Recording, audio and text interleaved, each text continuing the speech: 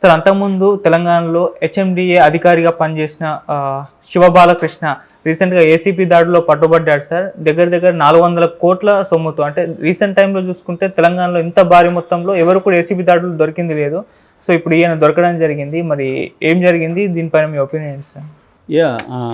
రేవంత్ రెడ్డి అధికారంలోకి వచ్చిన తర్వాత ఆయన ప్రధానమైన ఫోకస్ గత ప్రభుత్వంలో జరిగిన అవినీతి అనే దాని మీద చేస్తున్నాడు. ఈ అవినీతిలో 2 రకాలు ఉన్నాయి. ఒకటి political corruption, 2 bureaucratic corruption. Already ఆయన ఈ 2 రకాల కరప్షన్ మీద ఫోకస్ చేస్తున్నాడు. మనకు చూసాం కాళేశ్వరం, దాంట్లో ప్రధానంగా రాజకీయ అవినీతి అనేది ప్రధానం. అట్లాగే ఆ కాంట్రాక్టర్ కూడా మేఘా కృష్ణారెడ్డి, ఆయన మీద కూడా నజరేశారు. ఆల్రెడీ విజిలెన్స్ కమిటీ రిపోర్ట్ ఇచ్చింది, దాని మీద చర్యలు తీసుకుపోతున్నారు. దాని మీద సింగిల్ జడ్జితో కూడా చేయబోతున్నారు.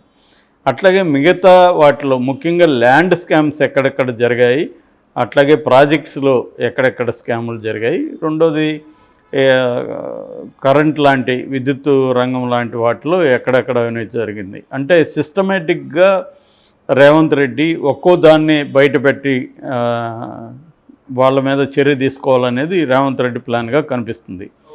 సో దీంట్లో నేను గతంలో చెప్పినట్టుగా 2 ప్రయోజనాలు ప్రధానంగా ఉన్నాయి. ఒకటి, గత ప్రభుత్వాన్ని డిఫేమ్ చేయడం. గత ప్రభుత్వం కొన్ని మంచి పనులు కూడా చేసి ఉండొచ్చు. ముఖ్యంగా అభివృద్ధి కానీ ఇటు సంక్షేమం కానీ చాలా వరకు కేసీఆర్ ప్రభుత్వం చేసింది. పవర్ సెక్టర్లో గణనీయమైన పురోగతిని కేసీఆర్ ప్రభుత్వం సాధించింది. అట్లాగే వ్యవసాయ రంగంలో కూడా ఇప్పటివరకు ఎప్పుడూ లేనట్టుగా తెలంగాణలో వ్యవసాయ రంగానికి నీళ్ళు అందించడం కానీ, పర్ యాకరేజ్ అంటారు, అంటే పంటలు పండే విస్తీర్ణాన్ని విపరీతంగా పెంచడం కానీ, ఇవన్నీ ఇట్లాంటి అనేక పనులు చేయగలిగింది.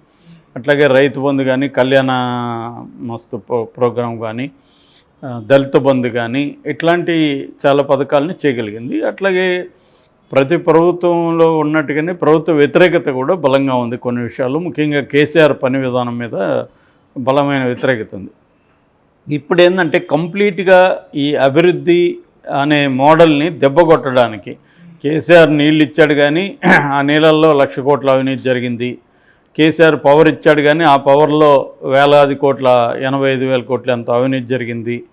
ఇక హైదరాబాద్ అభివృద్ధి అంటున్నారు మీరు, హైదరాబాద్ అభివృద్ధి అంతా కూడా అవినీతిమయం.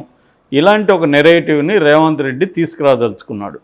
దీనివల్ల ఏమవుతుందంటే గత ప్రభుత్వం సాధించిన ఈ హైదరాబాద్ అభివృద్ధి, అర్బన్ సెంటర్స్ డెవలప్ అవ్వడం, అనేక కంపెనీలు రావడం, ఇవన్నీ పాజిటివ్ పాయింట్స్. అందుకనే మనకి గ్రేటర్ హైదరాబాద్ చుట్టుపక్కలంతా కూడా బీఆర్ఎస్ఏ సీట్లు వచ్చాయి బలంగా. లేకపోతే ఇంకా ఘోరంగా ఉండేది, 39 కూడా వచ్చిండేది కాదు వాళ్ళకి. ఇది సేవ్ చేసింది ఒక రకంగా. దానికి ప్రధాన కారణం ఏంటంటే హైదరాబాదు అభివృద్ధి జరగడం, ఇక్కడ రియల్ ఎస్టేట్ డెవలప్ అవ్వడం, ఇవన్నీ ఉన్నాయి. ఇవన్నీ వాళ్ళ క్రెడిట్లో ఉన్నాయి. ఈ క్రెడిట్ని డిస్క్రెడిట్ చేయడానికి రేవంత్ రెడ్డి ఏం చేస్తున్నా అంటే ఇక్కడ ఎలాగ అవినీతి జరిగిందనేది ప్రజలకి కళ్ళకు కట్టినట్టు చూపించాలి అనేది ఇప్పుడు అతను నిర్ణయం తీసుకున్నాడు. దీనివల్ల ఏంటంటే గత ప్రభుత్వం చేసిన మంచి పనులను కూడా డిస్క్రెడిట్ చేయడం, అది ప్రధానమైన టాస్క్. రెండవ టాస్క్ ఏంటంటే మొత్తం కూడా ఈ 10 ఏళ్ల పరిపాలనలో రాష్ట్రాన్ని దివాలా తీయించేశారు, అప్పుల్లోకి నెట్టేశారు. 6,71,000 కోట్లు అప్పులైపోయినాయి. అందువల్ల ఖజానాలో డబ్బు లేదు. అప్పుల్లో ఉన్న రాష్ట్రాన్ని మేము బాగు చేయడానికి ట్రై చేస్తున్నాము. సో అందుకని మేము చెప్పిన పథకాలన్నీ కూడా అమలు చేయకపోతే అది బాధ్యత మాది కాదు, బీఆర్ఎస్ది అన్న ఒక డైరెక్ట్గా ఈ మాట చెప్పరు కానీ ఇండైరెక్ట్గా జనాల్లో సైకాలజీలోకి ఇది తీసుకెళ్ళడం. ఈ 2 టాస్కులు ప్రధానంగా మన రేవంత్ రెడ్డి ముందు ఉన్నాయి. దానివల్ల ఆయన ఈ అగ్రెసివ్గా వెళ్తున్నాడు. అయితే నిజంగా కూడా షాకింగ్గా ఉంది ఇప్పుడు ఈ సంఘటన. అవినీతి తిమింగలమా లేకపోతే ఇంకా పెద్ద జంతువా అని కూడా చెప్పలేం. శివబాలకృష్ణ ఈయన వచ్చి గతంలో హెచ్ఎండిఏ హైదరాబాద్ మెట్రో డెవలప్మెంట్ అథారిటీకి డైరెక్టర్గా ఉన్నాడు. తర్వాత ఇప్పుడు దీంట్లో ఉన్నాడు, మెట్రో రైల్ లిమిటెడ్ ప్లానింగ్ ఆఫీసర్గా ఉన్నాడు. దానికి ముందు కూడా రియల్ ఎస్టేట్ రెరా అంటారు, అంటే రియల్ ఎస్టేట్ రెగ్యులేటరీ అథారిటీ అనమాట. రెరా అంటే ఏంటంటే రియల్ ఎస్టేట్ రెగ్యులేటరీ అండ్ డెవలప్మెంట్కి సంబంధించి యాక్ట్ ఒకటి వచ్చింది 2016లో పార్లమెంట్లో ఒక యాక్ట్ చేశారు, చట్టం తీసుకొచ్చారు. రియల్ ఎస్టేట్ని రెగ్యులేట్ చేయడం, డెవలప్ చేయడానికి సంబంధించిన ఒక చట్టం. ఆ చట్ట ప్రకారం ఏంటంటే ప్రతి స్టేట్లో కూడా RERA real estate regulatory authority అనే రెరా అనే ఒక బోర్డుని ఏర్పాటు చేయడం. ఇదేంటంటే ఇర్రెగ్యులేటరీస్ని రెగ్యులరైజ్ చేసుకోవడానికి, ఆ సెక్టర్ అభివృద్ధి చేయడానికి, ఏమన్నా డిస్ప్యూట్స్ ఉంటే పరిష్కరించడానికి ఈ అథారిటీ ఎవరి స్టేట్లో పెట్టాలనేది పార్లమెంట్ చేసిన ఈ చట్టంలో ఉంది. దాని ప్రకారం అన్ని స్టేట్లో కూడా రెరాని పెట్టారు. ఓకే, దానికి కూడా ఈయన డైరెక్టర్గా పనిచేస్తాడు గతంలో. సో ఈ రెండు కూడా బలంగా రియల్ ఎస్టేట్ రంగంలో ఉండేవి. మనకు తెలుసు రియల్ ఎస్టేట్ రంగంలో ఎన్ని వేల కోట్ల టర్నోవరు, లక్షల కోట్ల టర్నోవర్ జరుగుతూ ఉంటుంది.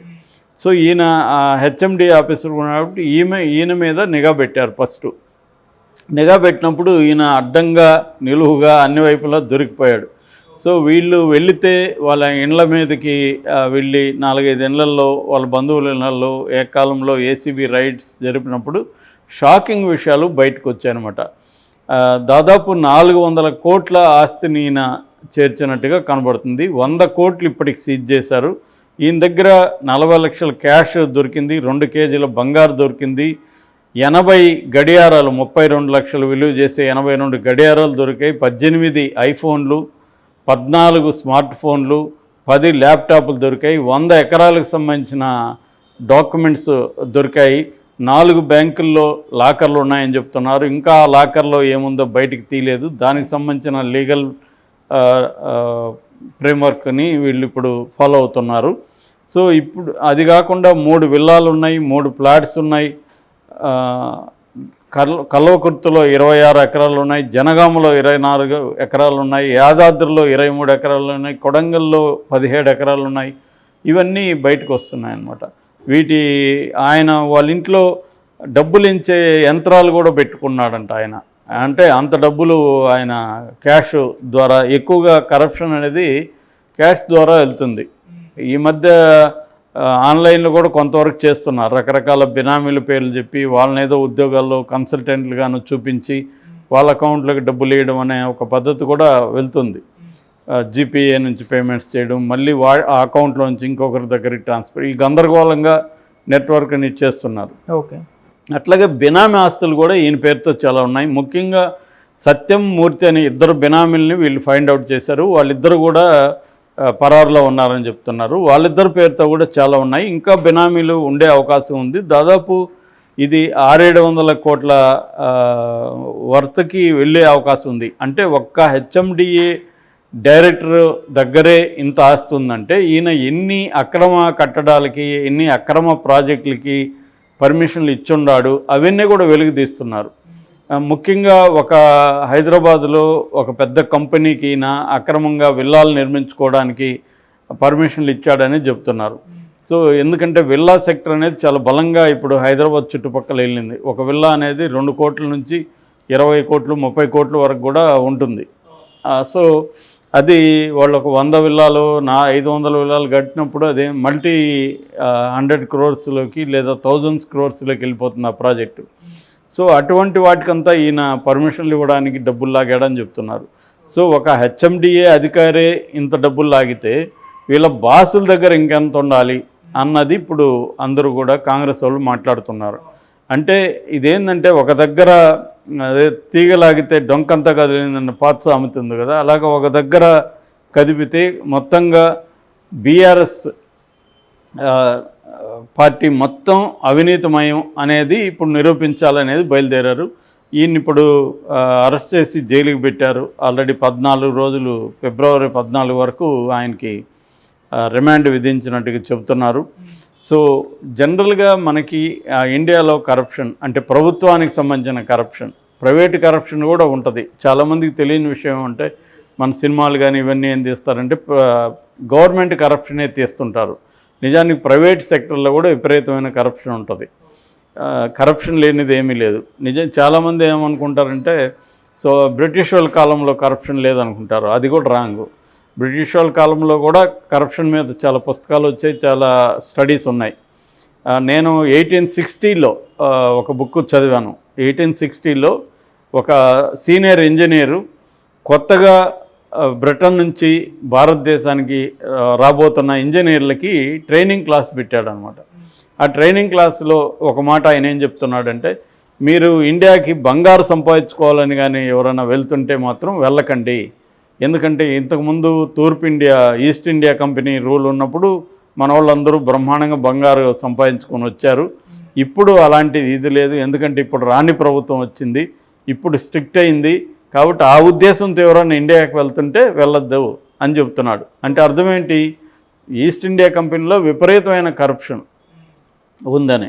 రాని తర్వాత కూడా వచ్చింది. ఆయన అలా చెప్తున్నాడు, హెచ్చరిస్తున్నాడు, స్ట్రిక్ట్ అయింది రూల్స్ అని.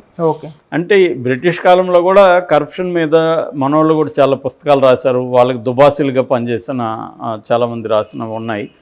సో ఏమైనా కరప్షన్ అయితే ప్రధానంగా ఇండియాలో 2 రకాలు చెప్పుకోవచ్చు. ఒకటి పొలిటికల్ కరప్షన్, రెండోది బ్యూరోక్రటిక్ కరప్షన్. ఈ బ్యూరోక్రటిక్ కరప్షన్లో మళ్ళీ కొన్ని రకాలు ఉన్నాయి. ఒకటి పెట్టి కరప్షన్. పెట్టి కరప్షన్ అంటే మనం ఏదో సర్టిఫికేట్ అడగడానికి వెళ్తాము రెవెన్యూ డిపార్ట్మెంట్కి, వాడేదో 1000 రూపాయలు ఇయ్యో 2000 ఇయ్య అంటాడు, అది పెట్టి corruption. Grand corruption. Grand corruption అంటే మనవాడు ఇప్పుడుది, అంటే 100 కోట్లాది రూపాయలు తీసుకోవడం. ఎందుకంటే ల్యాండ్ కానీ ప్రాజెక్టులు కానీ మల్టీ 100 లేదా మల్టీ 1000 crores ఉంటుంది కాబట్టి అక్కడ వీళ్ళు కరప్షన్ కూడా క్రోర్స్లోనే ఉంటుంది అనమాట. సో ఇది గ్రాండ్ కరప్షన్ అనమాట. ఇది కాకుండా ఎక్స్టార్షన్ ఉంటుంది.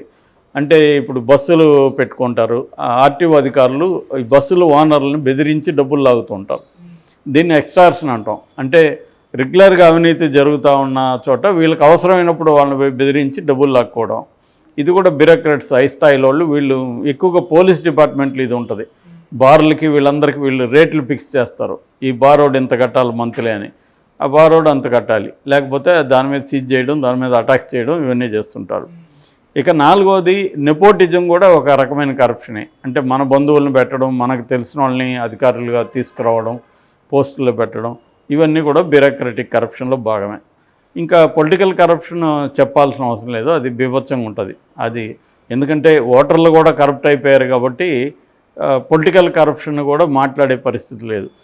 అందుకనే ఇక్కడ ఏంటంటే సివిల్ సొసైటీ కూడా కరప్షన్లోకి వెళ్ళిపోయింది కాబట్టి సివిల్ సొసైటీ గట్టిగా ఈ కరప్షన్కి వ్యతిరేకంగా ఫైట్ చేసే పరిస్థితి లేదు. దీనికి ఒకటే మార్గం ఏంటంటే ట్రాన్స్పరెన్సీని తీసుకురావడం.